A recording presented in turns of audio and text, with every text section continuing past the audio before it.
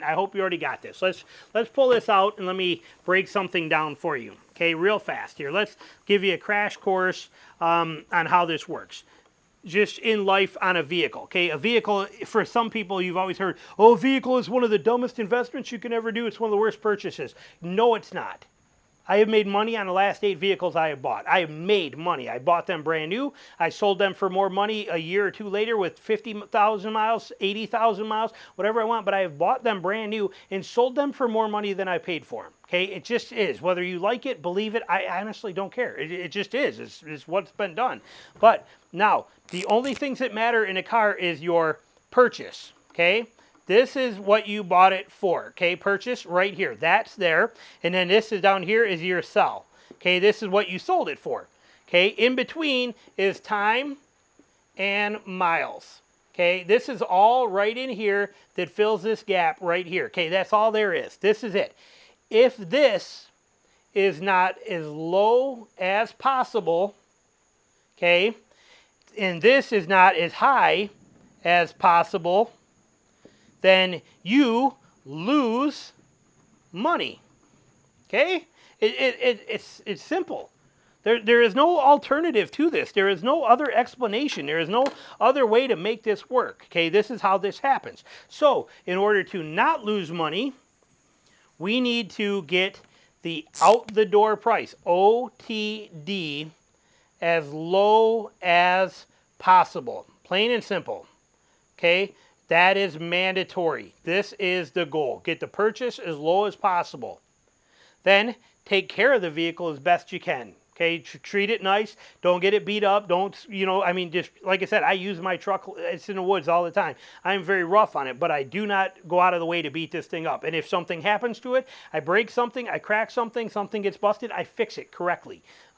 Because I want this. When I come time to sell, I will not be trading it in. No trade-ins. Forget trade-ins. If you trade in, they are going to basically they are going to do somewhere about $5,000. They're going to give you $5,000 less than what your vehicle's worth.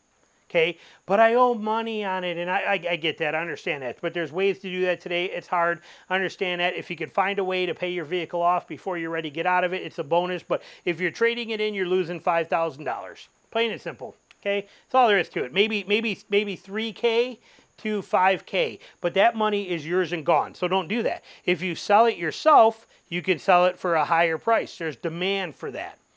Okay, so but you only have but this one here can change at any time. Okay, the market fluctuates. That market in the used cars goes like this all the time. So that market's always fluctuating. So you never know what's happening. The only thing in your control at the time of purchase is this, that out the door pricing. Okay, understand the importance of that. Understand the reality of what that means, because when you go to sell it, it could fluctuate a little bit. Okay, and some of my great sales, like my Ram sale, okay, that I did on that 2019 was amazing, but it was also because used cars were high. Okay, when we leased on a lease, we leased my daughter's Toyota RAV4 for 3 years, and when we traded it in, they paid us $4,800 back. Okay, and she used 38 of her 45,000, because 15,000 mile a year. She used 38,000 of her 15,000 mile lease, and they still paid us over $4,000 back when we handed it to us. Now the dealer we bought it from was just going to take it from us. I'm like, nah, you know what? The market's high right now. I'm not playing that game. I know this thing's worth more. Let's call some other dealers. So then we started calling other dealers. I'm sorry, this wasn't on her RAV4. This was on her Ram or her Jeep Compass. So I called 1 dealer, 2 dealer, 3 dealer, 4 dealer, 5 dealer. I call them all. If I turn this vehicle in, are you going to pay me any other money for it? Give me the specs. I give it to them. No, we can't. Okay. No, not possible. Nobody can do that. Blah, blah, blah. My dog ate my balls, so I can't answer that because I'm not a true sales guy. You get every excuse there is in the world down here. Then all of a sudden I get somebody here who goes, yeah, we'll give you $1,500 more for it. In 4 phone calls where I'm going to turn her lease in. I went from no, I'm worthless to I'll give you $1,500. Interesting. So then I go through 5 through 8, and I get a few more offers, but number 9 gives me $3,700. Okay, now you have my attention. Okay, fast forward, call number 15 gives me $4,750. Okay, that's what I end up getting, and I took it. Okay, let that sink in, the power of that. We took that check and we turned around and I put it in I invested it through Fidelity for my daughter and set her up her first ever retirement account at age 18, dropping $4,750 into it to start her life off with that head start on there. Why? And it was free money. Okay, remember, okay, just understand that dealers are shady. There's always money to work with, and you need to control the situation, okay? But point being here on it, you don't know what that market's going to be at the end. So for you, the out to the door pricing is all that matters, okay? This is it. If you fail here, you will fail everywhere else, and it will cost you more money to own that vehicle, okay? Because the stuff in the middle doesn't matter. If you bought it for 60 grand, 60K out the door, okay, but let's say you got it for 60,000, and then when you drove it for however many miles, whatever the case is, this number down here is not going to change. And let's say that you sold it for, let's say you sold it for 45K, all right? So it cost you your cost of it was 15K to own it.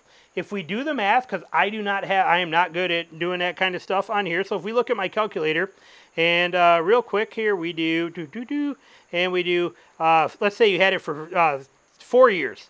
15,000 divided by 48 is your cost was $312 per month to own that vehicle. Okay, $3. So it's not that bad. Even though your payment here might have been $1,100 per month, but your cost to own it for that time frame, whatever this time frame, time in miles is, okay, but your cost was $312 during the time you owned it. But what if you got this here for 52K? Okay, let's say you got it for 52,000. People are like, oh, no, you can't do that. Yes, you can. I'm telling you. But let's even make it so it's not so unrealistic in people's minds. Okay, let's say you got it for 55K is what you got it for out the door. 55, this number does not change. They don't care down here what you paid for it. That number never changes. It's the same for all situations. Here's where you win, is your out the door price at purchase. Okay, that's where it matters. So you got this here. So now we're at 55, 45. That cost, okay, 10K for you to own it. Okay, 10K divided by, do our math again in here too because I want it right. So we now we got $10,000 divided by 48. Oh, $208 a month. You just saved basically $100 a month to own that vehicle by just knocking down $5,000 more there. Okay, that's what I'm talking about. Okay, don't let these dealers own you. Because in the other way, the flip side of this, you might think, okay, well, maybe that's not a big deal, 5K. The dealer, if he gets you here rather than here, if he gets you to here, he makes $100 more per month out of you. He gets it all up front in the cost of vehicle, but the point being, it's there. You see that, okay? He's winning there. So you want to get that out the door price as low as possible. Do not let the dealers take advantage of you. Do not let them find out what payment you can afford, how much money you're going to put down, if you're paying cash for it, how much you can finance, what your budget is. None of it matters. The only thing that matters to you in this entire transaction and everything there, and you don't need to give them any more information other than this, but what is your damn out the door price? Because I am going to buy one for whoever gives me this at the lowest price over next 48 hours. Okay, plain and simple. This is it.